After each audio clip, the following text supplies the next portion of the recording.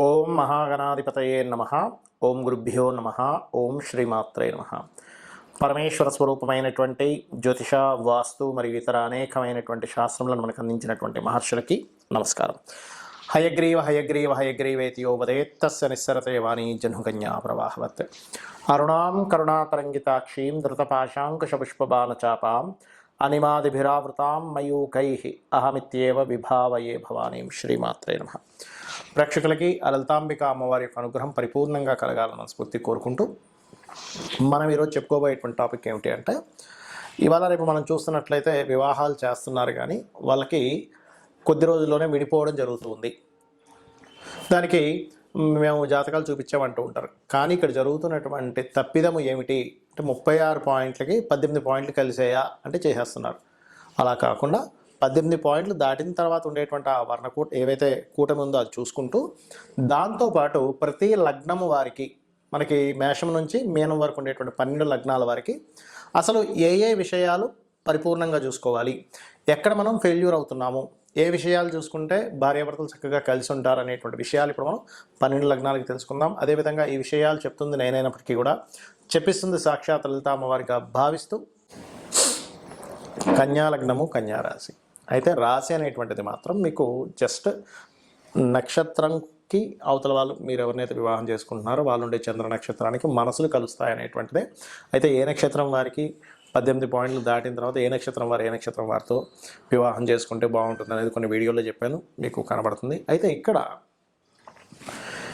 ఈ కన్యాలగ్న జాతకులకి కూడా డియోల్ సైన్ అవుతుంది కాబట్టి లగ్నము డియోల్ లగ్నం అవుతుంది కాబట్టి సప్తమాధిపతి బాధకుడే. బాధకుడు అంటే ఎలాంటి బాధనిస్తాడు? ఇక్కడ ఒక వివాహం చేసుకుందాము అనుకోగానే ఏదో తెలియని ఒక స్ట్రెస్. మరి ఈ గురువు కనుక మీకు సప్తమాధిపతి గురువు కాబట్టి, మీరు ఒకవేళ కన్యాలగ్నమైనా, మీరు చేసుకోబోయేటువంటి అమ్మాయి కావచ్చు అబ్బాయి కావచ్చు కన్యాలగ్నమైనా, మీరు చెక్ చేయాల్సింది ఏంటంటే వాళ్ళ బుధుడు గురువు ఎలా ఉన్నాడో చెక్ చేయాలి. బుధుడు అంటే లగ్నాధిపతి, గురువు అంటే సప్తమాధిపతి, అంటే వివాహానికి కారకుడు, జీవిత భాగస్వామి కారకుడు అవుతాడు గురువు. ఆ గురువున్న పొజిషన్ బట్టే వాళ్ళకి వివాహం చేసుకునే వాళ్ళతో ఉండే రిలేషన్ సంబంధం ఉంటుంది. మరి ఇదే కన్యాలగ్నానికి ధనాధిపతి శుక్రుడు అవుతాడు, కుటుంబాధిపతి కూడా శుక్రుడు అవుతాడు. అంటే ఈ శుక్రుడు కనుక పాడైతే కుటుంబ సభ్యులతో సరైన రిలేషన్స్ ఉండవు. కన్యాలగ్నం వాళ్ళని చేసుకునేటప్పుడు శుక్రుడు చూసుకోవాలి. శుక్రుడు పాడైతే ఏమవుతుందంటే అక్కడ వాళ్ళ తండ్రి గారితో కూడా ఉండదు ఆ జాతకులకి చెప్పాలంటే, ఎందుకంటే భాగ్యాధిపతి కూడా అవుతాడు కాబట్టి. సో ఇది ఒకటి మెయిన్గా చెక్ చేసుకోవాలి. సరే ఒక్కోసారి చేసేసుకున్నామండి శుక్రుడు పాడేయడం, అందుకే మాకు ఫైనాన్షియల్గా ఇబ్బంది వస్తుందండి చెప్తుంటారు. అలాంటప్పుడు లలితా సహస్రనామాలు చేసుకుంటే కూడా సరిపోతుంది. అందులో ముఖ్యంగా ఫైనాన్షియల్ గ్రోత్ది ఓం సంపత్కరీ సమారూఢ సింధుర వ్రజ సేవితాయ నమః అనేటువంటి చేసుకోవచ్చు. మరి ఇక్కడ మిగతా అంశాలు ఏం చూసుకోవాలి? వివాహం తర్వాత ఉండే జీవితం రవి అవుతాడు, సంతానానికి కారకుడు శని అవుతాడు. శని అయినంత మాత్రాన ఖచ్చితంగా వీళ్ళకి సంతానం లేట్ అవ్వాలని రూల్ ఎక్కడా లేదు, గుర్తుపెట్టుకోండి. శని అయ్యాడు కానీ ఆ శని మంచి గ్రహాలతో ఉంటే వితిన్ 1 ఇయర్లో కూడా సంతానం కలుగుతారు. కాబట్టి చాలామంది తెలియక అమ్మో శని అయ్యాడండి పంచమాధిపతి, పంచమంలో శని ఉన్నాడు అంటారు. అసలు నిజంగా చెప్పాలంటే పంచమంలో కనుక శని ఉంటే కన్యాలగ్నానికి సంతానం కలిగినప్పటి నుంచి ఒక కంటిన్యూగా మనీ వచ్చేటువంటి ఒక ప్రాసెస్ వీళ్ళకి స్టార్ట్ అవుద్ది.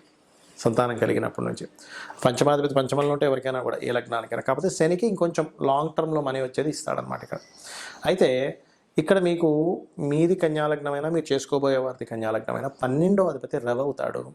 ఆ రవి బాగున్నాడు అంటేనే వివాహం తర్వాత ఈగో క్లాషెస్ రావు, లేనట్లయితే ఏమవుతుంది? ఈగో క్లాషెస్ వస్తాయి. అయితే ఇక్కడ ఏంటి, 12లో కానివ్వండి, కుటుంబ స్థానంలో కానివ్వండి, లగ్నంలో కానివ్వండి, పంచమంలో కానివ్వండి, సప్తమంలో కానివ్వండి, అక్కడ ఇంకేదైనా గ్రహం ఉంటే అది బాగుంటేనేమో మంచి ఫలితాలు, అది కనుక ఏదైనా స్పాయిల్ అయితే తద్వారా ఇబ్బంది అనేటువంటిది వస్తూ ఉంటుంది. అలాంటప్పుడు ఆ గ్రహానికి సంబంధించిన దానం ఇవ్వడం అది చేస్తూ ఉండాలి.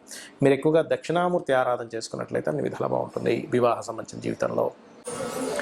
మరి కొంతమందికి వివాహ సంబంధించినటువంటివి చూసినప్పటికీ కూడా ఒక్కొక్కసారి ఇబ్బంది అవుతూ ఉంటుంది.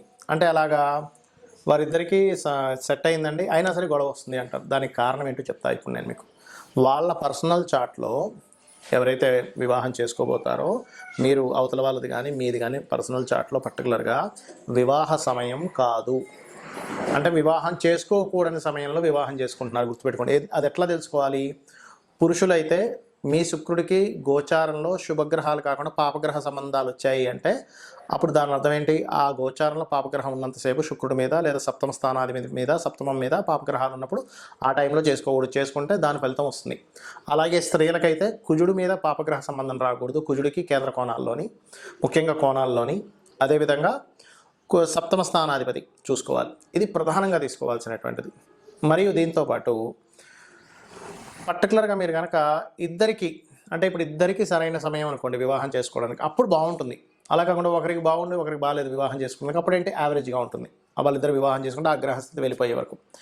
దీంతోపాటు ఎవరికైనా వివాహం అవ్వటం లేదు, చాలామంది సంబంధాలు చూసుకుంటుంటారు కానీ సెట్గా ఒక్కోసారి. దానికి కారణం ఏంటంటే వాళ్ళకి జన్మజాతకంలో బలం లేదు వివాహం మీద. అలాంటప్పుడు మీరు చేయవలసింది ఏమిటి? స్త్రీలైతేనేమో నవగ్రహాల్లో కుజ శని రాహు గ్రహాల దగ్గర దీపారాధన చేయండి. పురుషులైతే శుక్రకేతు గ్రహాల దగ్గర దీపారాధన చేయండి. గోవులకి గ్రాసము తీపి చపాతీలు పెట్టండి పురుషులైతే. స్త్రీలైతే గోవులకి దేశీవాలి గోవుకి కందులేమో దానం ఇవ్వచ్చు. గోవులకు పెట్టేటువంటిది ముఖ్యంగా క్యారెట్స్ బెల్లము తినిపించండి గోవులకి. దీంతోపాటు వివాహం అవ్వట్లేదు అనుకునేటువంటి వారు ఓం కామేశబద్ధ మాంగళ్య సూత్రశోభిత కందరాయై నమః, లేదంటే వివాహం అయింది కానీ మా ఇద్దరి మధ్యన మాటి గొడవలు వస్తున్నాయి అని అనుకున్నప్పుడు మీరు ఏం చేస్తారంటే ఓం శివకామేశ్వరాంకస్త శివా స్వాధీన వల్లభాయై నమః. సమ్ టైమ్స్ ఏమవుతుందంటే మీ జన్మజాతకంలో మీకు కొంతకాలం జీవిత భాగస్వామితో ఎడబాటుగా ఉండే యోగం ఉంటుంది. అప్పుడు దాన్ని యాక్సెప్ట్ చేయండి. అది యాక్సెప్ట్ చేయకుండా దగ్గరగా ఉందామనే ప్రయత్నం చేసినప్పుడు ఏమవుతుందంటే మీ ఇద్దరి మధ్యన అనవసరమైనటువంటి గొడవలు వస్తూ ఉంటాయి. అలా కాకుండా ఒక్కొక్కసారి ఆల్రెడీ వివాహం అయిపోయిందండి కానీ సప్తమంలో పలానా ప్లానెట్ పాడవడం వల్ల మేము ఇబ్బంది పడుతున్నాం అన్నప్పుడు ఆ ప్లానెట్కి సంబంధించినటువంటి దానం ఇవ్వడం.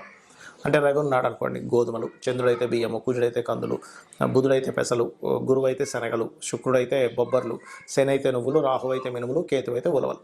ఈ రకంగా దానం ఇవ్వచ్చు. లేదా అధిష్టాన దేవతలు అంటే సూర్యభగవాను ఆరాధించడం, రవి అయితే, చంద్రుడైతే అమ్మవారు, శుక్రుడైన అమ్మవారికి చేసుకోవచ్చు, గురువు అయితే దత్తాత్రేయుడు, శని అయితే శివుడిని లేదా ఆంజనేయ స్వామిని, రాహు దుర్గా, కేతు వచ్చేసి గణపతిని. ఈ రకంగా కూడా చేసుకోవచ్చు. బుధుడైతే విష్ణువుని. అంటే అది యాక్టివ్ అవుద్ది. మీరు ఎప్పుడైతే ఆ గ్రహం యొక్క అధిష్టాన దేవతకి చేసుకుంటారో ఖచ్చితంగా యాక్టివ్ అవ్వడం.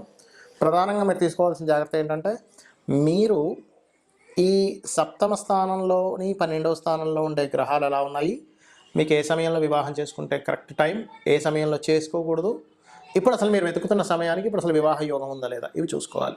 ప్రతి ఒక్కరికి కూడా 3 నుంచి 5 సార్లు వస్తుంది వివాహ సమయం. సో ఇవి చూసుకొని మీరు మీ యొక్క జీవితాన్ని ఆనందమయంగా చేసుకుంటారని కోరుకుంటూ శ్రీమాత్రే నమః.